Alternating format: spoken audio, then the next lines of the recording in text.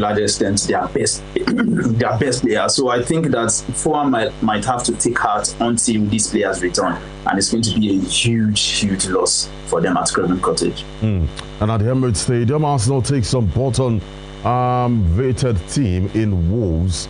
It will be a huge surprise and one of the biggest news of the year if Wolves defeats Arsenal at the Emirates Stadium. Well, personally, I would just say that Wolves can as well not turn up for the match, because I hope they are not thinking to do anything. Yes, they might be thinking, yes, something can happen. I mean, if I'm thinking like a rival fan, but as a football fan generally, Wolves should. All right, so we're still trying to get Rotimi to be stable on the show. There's one of the network acting up there. Rotimi, if you can still hear me, please signal by saying something, please. All right. I just stay at home. I think they are holding at least 3 goals. Okay, Rotimi, are you still with us? The network acting up there. Crystal Palace will take on Manchester City on Sunday, 3 p.m. Nottingham Forest versus Tottenham. I can hear you now. Rotimi, I'm talking about Crystal Palace at Selhurst Park.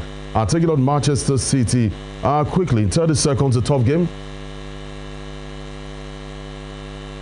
Yes, it's actually going to be a tough game, because when you think about it, Oliver Glasner has been doing really well in the league, especially, and all his players have been playing and have been up and trending, especially the likes of Maguire and also Daniel Munoz. Initially, there was a sort of controversy about Daniel Munoz not appearing in their last match, but it's been cleared now, and the player in question has been identified to be Ivan Toney. So it means that perhaps they get Daniel Munoz back for this match, which will be instrumental. At the same time, Manchester City are looking to close the gap with Arsenal, and they have at the back of their mind that the Arsenal versus Wolves match is going to be more like a walkover for Arsenal. So definitely, if they still want to be in conversations for the title race, they have to do something against Crystal Palace.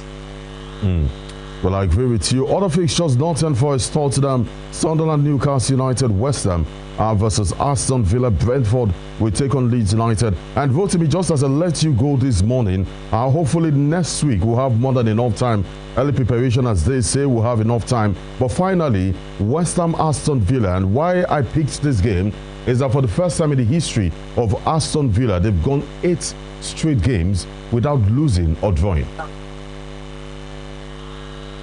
Yes, I think I have to first say kudos to Aston Villa for that match against Arsenal. They played really well, played almost without blemish. However, for this West Ham versus Aston Villa match, I wouldn't be surprised if Aston Villa go ahead to lose the match, because that would just be typical Unai Emery in summary. So I don't know what to think of this match. I don't trust Aston Villa to actually win this match, because I know Emery, I know him. All right, Rotimi, thank you for your time. Thank you for being a part of the show this morning. We're counting down to the African Cup of Nations. So we've got so much analysis to do together in the coming days. 9 more days to the African Cup of Nations. You know, there's so many talking points there. God spare our lives next week. Thank you once again for being a part of the show. Yes.